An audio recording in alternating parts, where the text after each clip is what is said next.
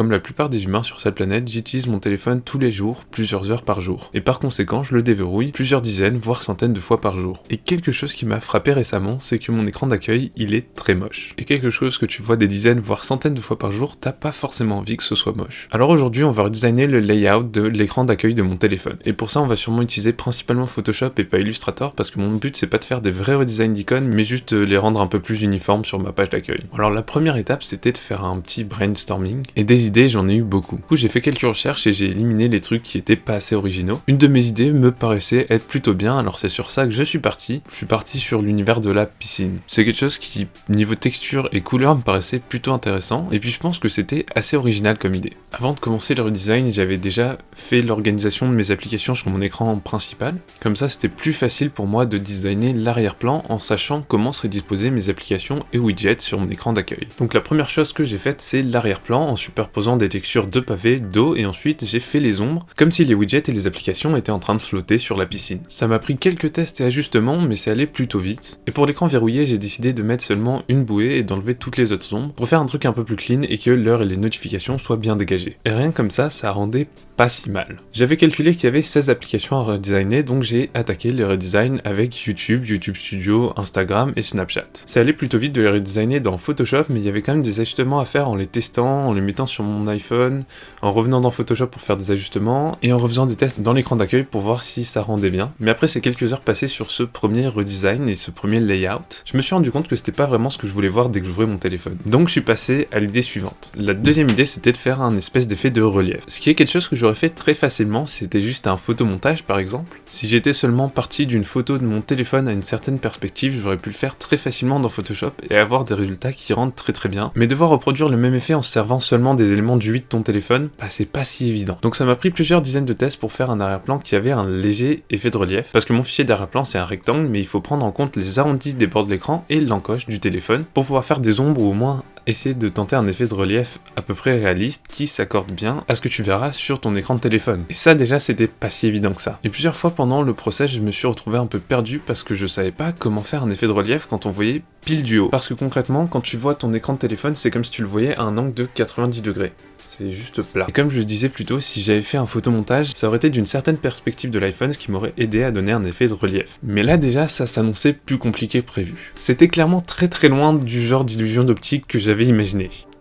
Du coup à ça je lui ai rajouté des ombres sur les applications et des ombres sur les icônes lampes et appareils photo sur l'écran verrouillé, et je me suis dit qu'il était temps de redesigner les applications. Alors pour ça je suis parti sur un truc très basique, je voulais garder les couleurs originales des applications pour qu'elles soient identifiables, mais je voulais quand même que ce soit très clean et qu'elles s'accordent ensemble. Donc j'ai pris les logos originaux et je les ai mis dans la couleur de l'icône originale, et ensuite ces logos là je les ai mis sur une icône avec un fond blanc. Comme ça toutes les icônes sur mon écran d'accueil auraient un fond blanc et iraient bien ensemble, tout en conservant la couleur identifiable de l'application en question. Et ça a pris pas mal de temps, mais ça avait déjà réduit mon nombre d'applications à redesigner, puisqu'il y avait déjà des applications qui nativement avaient une icône avec un fond blanc et un logo, comme Photo, Safari, YouTube Studio et YouTube. Bon, et bien sûr j'ai pas conservé les logos originaux sur toutes les applications, puisque pour moi il y en avait qui n'auraient pas du tout fonctionné comme ça. Par exemple l'application Podcast, que j'ai redesigné moi-même en faisant cette espèce de waveform, comme tu pourrais voir sur un logiciel d'enregistrement audio comme Audacity par exemple, mais un petit peu plus stylisé. Je remplaçais les icônes petit à petit et j'étais plutôt satisfait avec ces nouvelles icônes, mais pas avec l'arrière-plan. Et là, selon moi, c'est un très bon exemple du trial and error. J'avais essayé mon idée originale, mais ça avait pas marché aussi bien que ce que je pensais. Et comme mon objectif principal, c'était de faire quelque chose que je pouvais utiliser tous les jours et laisser sur mon téléphone et que ça me plaise, j'ai décidé de refaire cet arrière-plan une fois que les icônes étaient toutes redesignées. Sachant que je pouvais garder du fond original les ombres des icônes et des widgets, ce qui me faisait déjà moins de trucs à refaire pour ce nouvel arrière-plan. En considérant que toutes les icônes étaient sur fond blanc, je me suis dit que ce qui rendrait mon layout le plus uniforme possible, ce serait d'aussi faire un arrière-plan blanc. Et je pensais que les textures que j'avais ajoutées à mon premier arrière-plan lui donnaient un peu de caractère, mais en fait je trouvais ça vraiment moche. J'ai créé un nouveau fichier Photoshop et j'ai mis 4 points dedans, et je les ai enregistrés en tant que forme prédéfinie, comme ça m'a permis de faire un pattern juste en utilisant mon outil saut,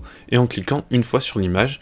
Pas besoin de faire de duplication ou de trucs compliqués pour obtenir ce pattern de gris de points, un petit peu comme on pourrait voir sur les carnets de design d'ailleurs. Ensuite j'ai mis un masque, je l'ai inversé et j'ai appuyé une fois avec un gros brush un peu soft. Ça m'a donné cet effet de points qui sont plus accentués au milieu que sur les bords. Ça fait un peu comme un dégradé radial finalement. Et du coup ça ajoute de la texture au fond, mais une texture très clean finalement, et plutôt design. Du coup ça m'a repris quelques textes pour tout ajuster, mais après avoir fait cet arrière-plan, Voici mon résultat final.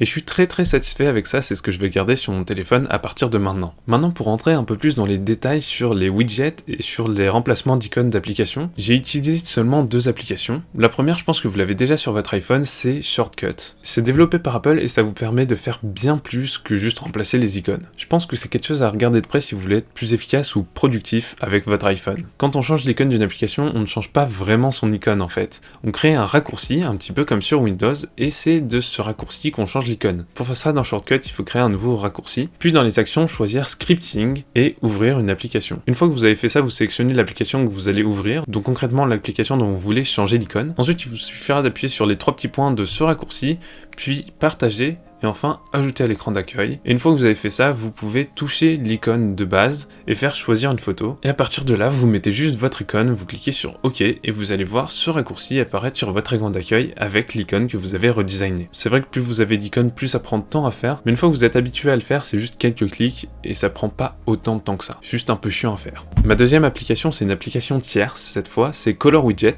Dans Color Widget, vous avez plein de widgets que vous pouvez choisir et personnaliser et ensuite ajouter à votre écran d'accueil. Je les ai pas ajoutés pour leur utilité, mais plus pour combler l'espace et pas faire un écran d'accueil seulement avec des icônes d'application. Mais je suis sûr que vous pouvez trouver des trucs un petit peu plus utiles à faire avec cette application. Je suis satisfait avec ça, c'est ce que je vais garder dorénavant. N'hésitez pas à me dire dans les commentaires ce que vous en pensez ou ce que vous pensez que j'aurais pu faire différemment par exemple. Et également à lâcher un pouce bleu si la vidéo vous a plu. Vous pouvez aussi vous abonner et activer la cloche pour pas manquer mes prochaines vidéos. Et sur ce, merci beaucoup d'être resté jusqu'à la fin.